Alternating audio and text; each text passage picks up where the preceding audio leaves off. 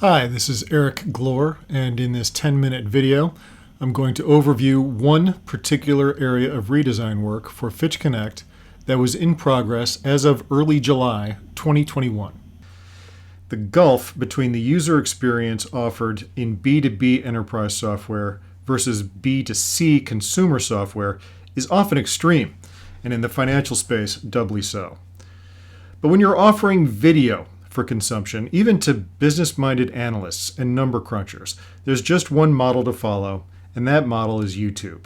Everyone who watches video online uses YouTube. In this presentation, I'll be highlighting the new approach to video I designed for Fitch Connect as that feature approached release in 2021. We'll see where I borrowed from YouTube, where I diverged, and lastly, why it was such a sorely needed improvement over the legacy approach.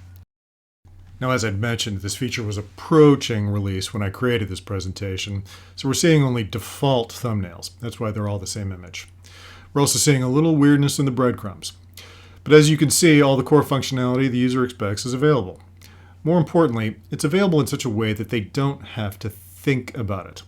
An obvious search bar across the top of the content, rows of responsive tiles, and filters down the left-hand side.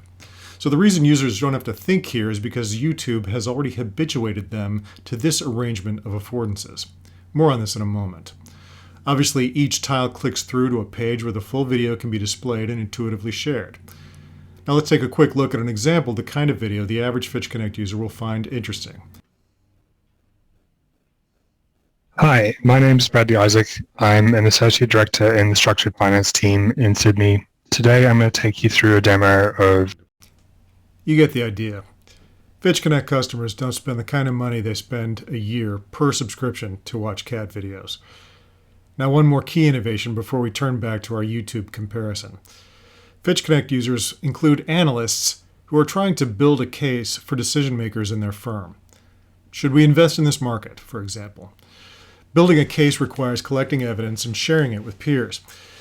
These are busy people, and we want them thinking about their jobs and not our software.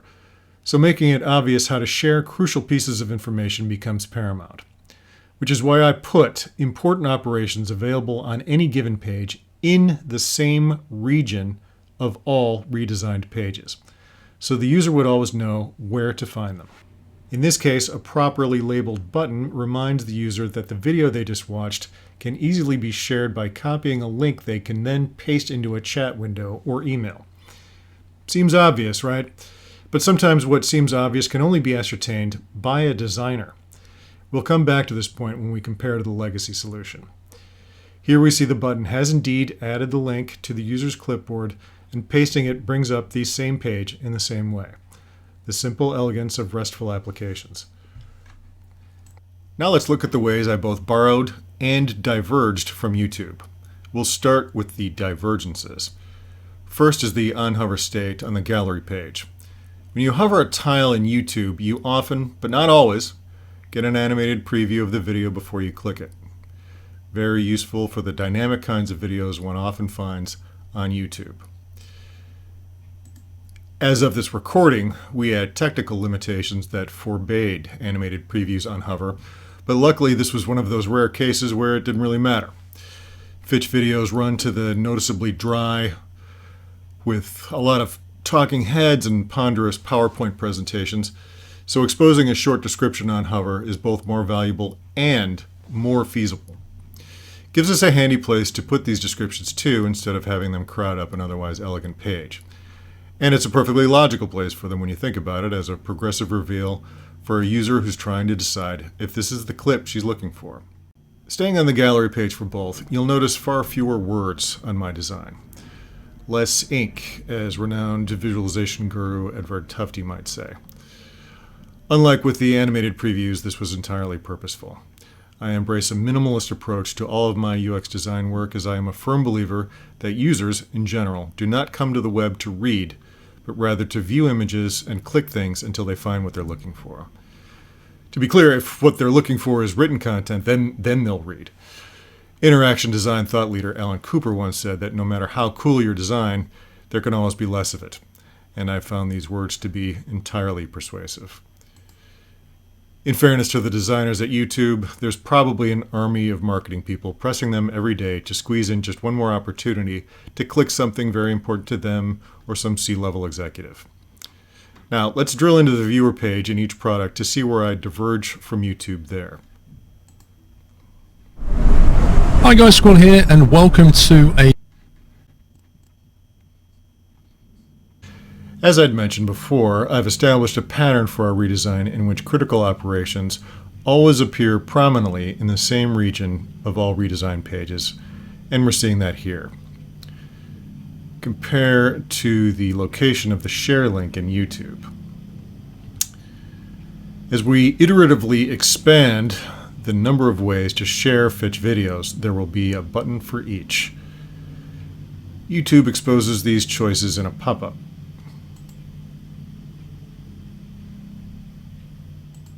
But the biggest difference on the viewer page is the presence of related clips. YouTube includes them down the right side here, but we do not.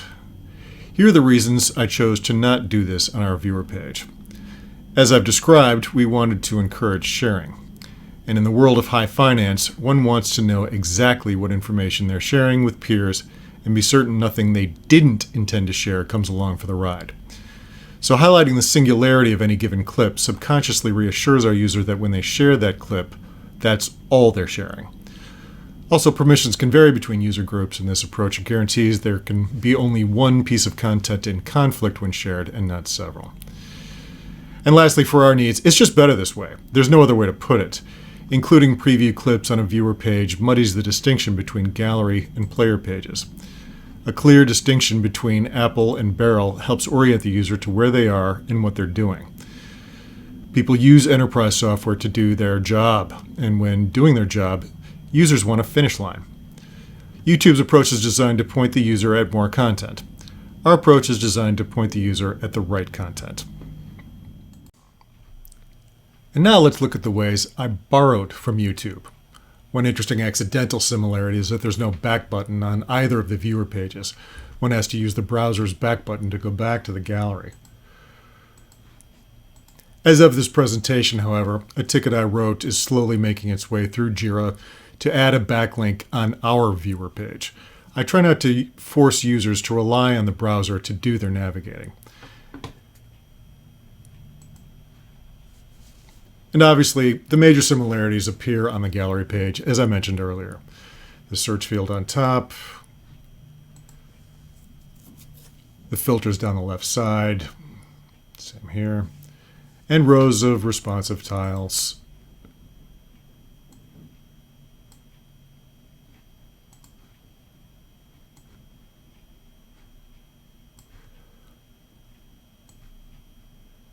Together with the click-through to a viewer page, these four main characteristics of YouTube's user experience are etched into the minds of the average consumer of online video. Which means when our users show up to Fitch Connect in search of video, we know that offering a similar approach will keep them in their zone and not require them to think. Parenthetically, entire books have been written on that subject. So, when a Fitch Connect user comes to this redesigned multimedia page, she won't miss a beat. She's seen this arrangement of affordances 1,000 times before, either on YouTube or some similar site that models after YouTube. She's in her zone, and she stays there. But now let's circle back to a comparison between this new design and the legacy view that necessitated it. Where do I search? How do I share? What is the meaning of these strange icons? A scissors? Can I edit this video? Now, most Fitch users aren't dumb, they'll figure it out, but we've taken them out of their zone by showing them something unusual here. This page was actually ripped from an even stranger legacy view, Advanced Search.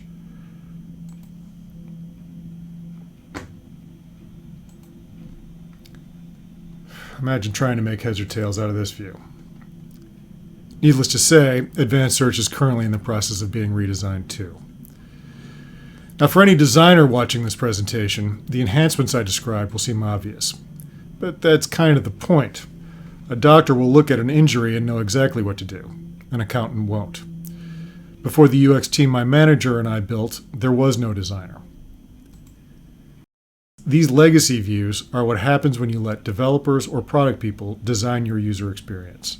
To quote one last UX luminary, Steve Jobs once said, "Design is how it works." I hope you've enjoyed this quick snapshot of the factory floor as it stood in July of 2021, and it's been my privilege to show you around. Lastly, as always, thank you for your interest. This is Eric Lohr.